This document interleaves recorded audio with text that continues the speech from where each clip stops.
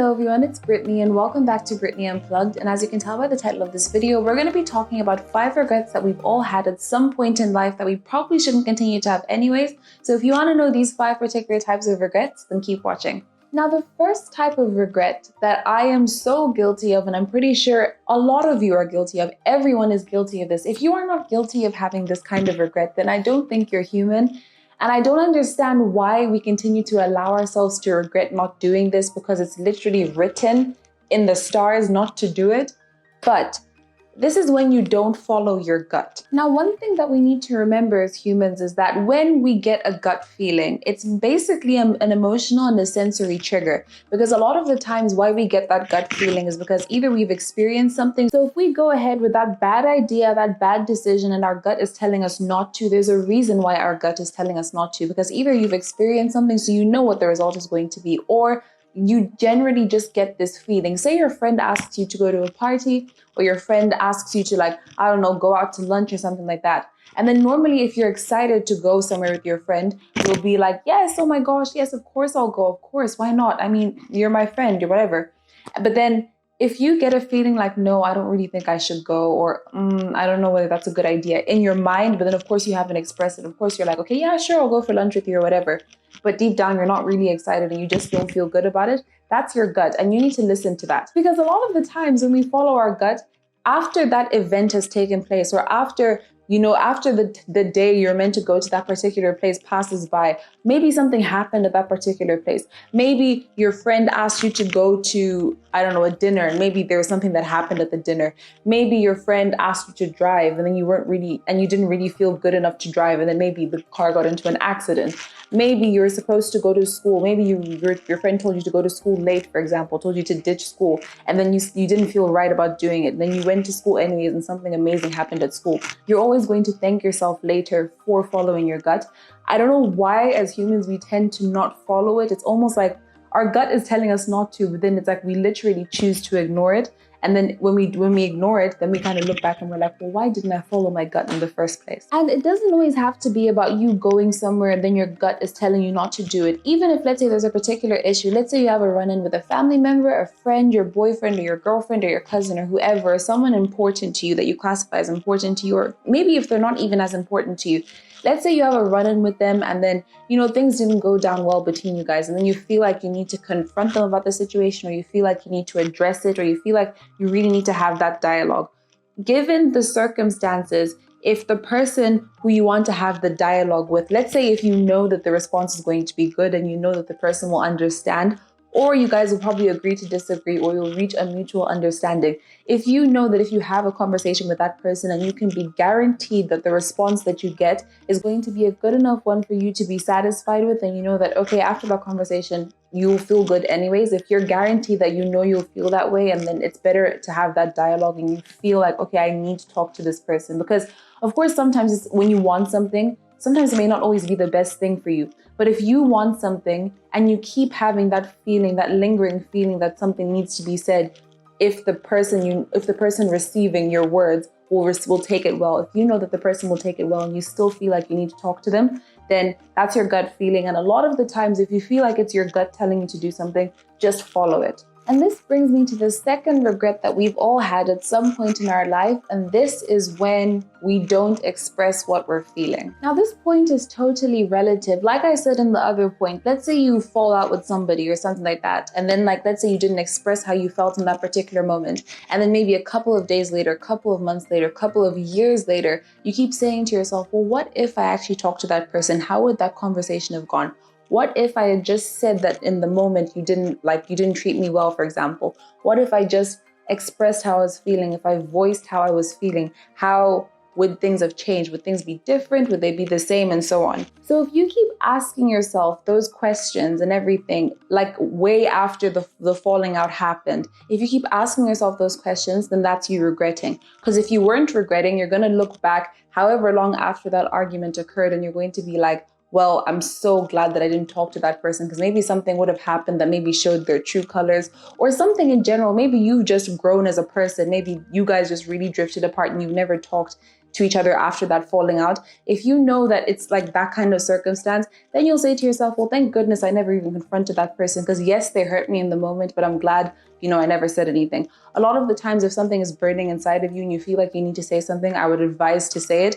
But if you know that either the response won't be good enough, if you feel like it's just a matter of you not accepting that someone else could really do that to you and you just feel hurt by the situation, then a lot of the times either it's better to just move on and just accept the fact that someone hurt you in that way. But then obviously communication is key in general. I feel like if the person is important to you and you really feel like you need to express your opinions about a particular situation, then you can do that. But then once you express your opinions, then the ball is in their court. It's up to them in terms of how they receive the information and how they act on what you told them as well, as long as you have voiced your opinion. Because once you have voiced your opinion and your feelings, you feel much better and you feel much lighter. And then you remove that sense of heaviness that was lingering because you've actually dealt with the situation and confronted it. So in theory, there's no point of keeping in your feelings if you know that it's a battle worth fighting for. Now, the third regret that we have all had at some point in our lives, and it's probably one of the worst ones of all because you keep on asking yourself, what if?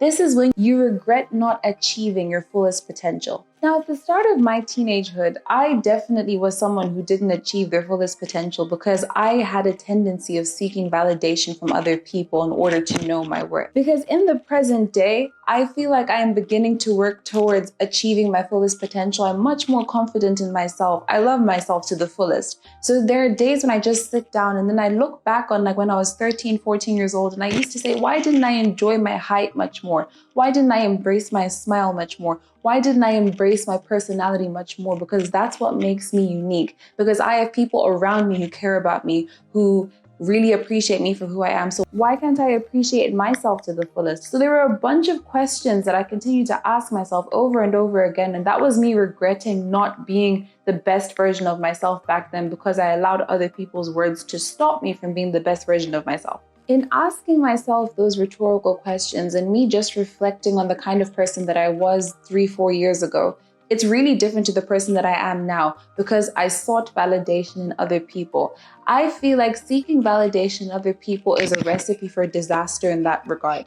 See, now I believe that seeking validation from other people is a recipe for disaster when you are not comfortable in your value. Now, have you ever wondered why the term is called seeking validation rather than looking for validation, rather than finding validation? There's a reason why it's called seeking, because you're trying so hard to find something which you haven't found within yourself. Like it's some unknown treasure that you haven't yet found that you're trying to find from other people, but you haven't taken the time to do a lot of self-evaluation to see if you can find that within yourself. So you need to validate yourself before you allow someone else to validate you. Now, don't wait until it's too late to tell yourself to be the best version of yourself. If you find yourself in a very regretful place where you keep on looking back at the person that you were and you're like, well, why didn't I do this? Why didn't I go and, run for that opportunity? Why did I care about what this person had to say? Why did I go and seek validation there? Why didn't I do this? Why didn't I do that? So many why, what ifs, and every whys and what ifs.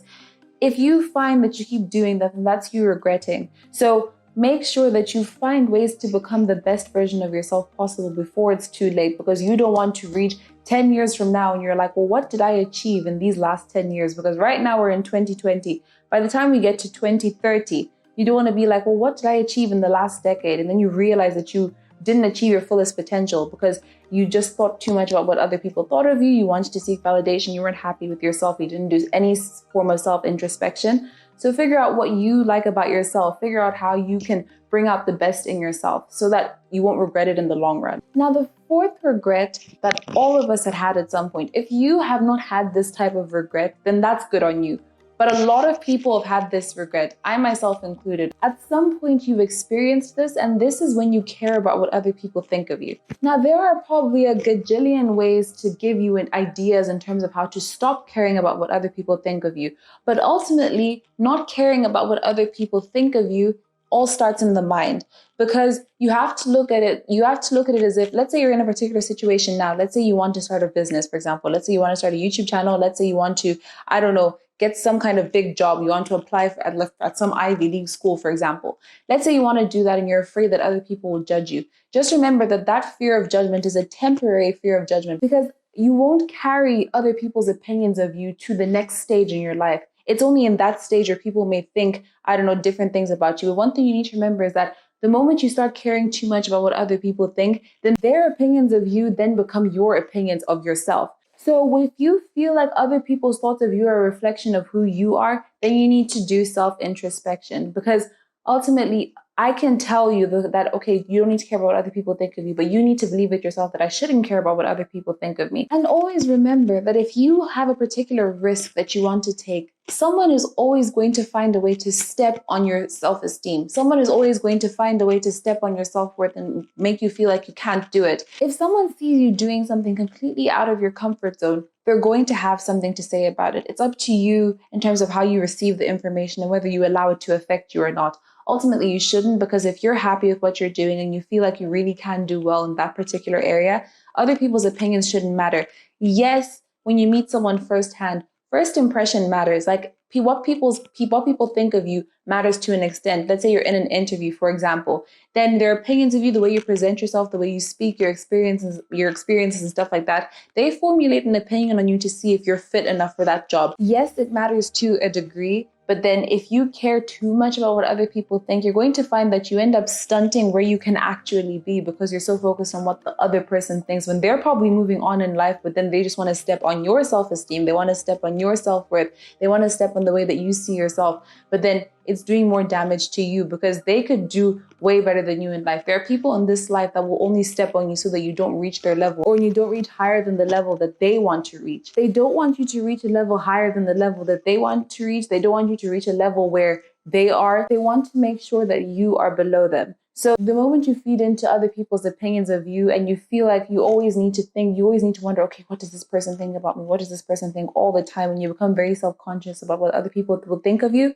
then it's going to affect you in the long run. Because ultimately, they were not there when your mother gave birth to you. They are not your mother. They're not your parent. They don't know what you eat when you go home. They don't know what you do when you go home. They don't know what you like. They don't know what you don't like. They literally just formulate an opinion based on how you present yourself, but they know absolutely nothing about you. So if you keep that in mind and you realize that what they eat does not make you poop, then you're fine. I mean, hey, it's easier said than done, but then eventually with time, if you begin to love yourself more and you focus on yourself more rather than what other people think about you, with time, their opinions of you will not affect you to a deep extent, because you'll be so content with yourself.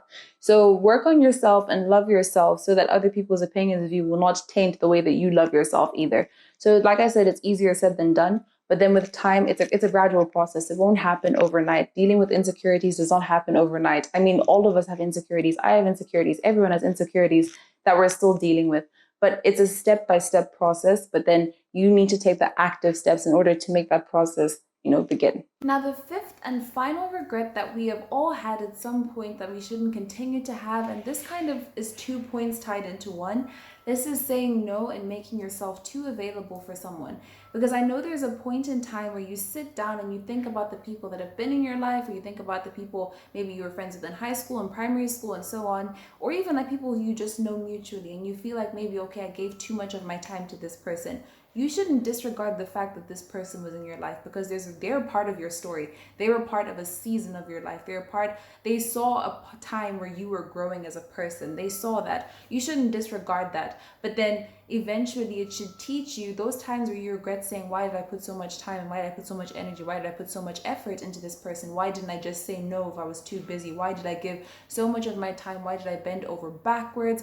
Why was I just too available for this person? If you keep saying that to yourself and you keep on asking yourself those things like why, it's not, you don't disregard that this person was in your life, but going forward, you need to remember that it's okay to say no in some instances. If you're busy, it's okay to say, no, I'm busy right now, I'll get back to this person later. It's okay to make sure that you're very selective about where you put your energy into. Then your energy won't run out, because you're being very picky about who you allow to see that side of you, who you allow to be part of your story as well. So don't disregard your past and say, well, this person was not good for me, because there was a point in time when this person was important important to you. So don't disregard that, but then going forward, you need to ask yourself, okay, how am I going to make sure that I put my energy in the right places? How am I going to make sure that, I make sure that where I do put my energy is I'm going to reciprocate a kind of energy that will better me as a person and will really keep our bond alive. So if you find that you keep asking yourself those questions, saying, why did I do this? Why didn't I just say no when I was busy? Why did I have to say yes all the time? Why was I a yes person? Why did I feel like I had to please that person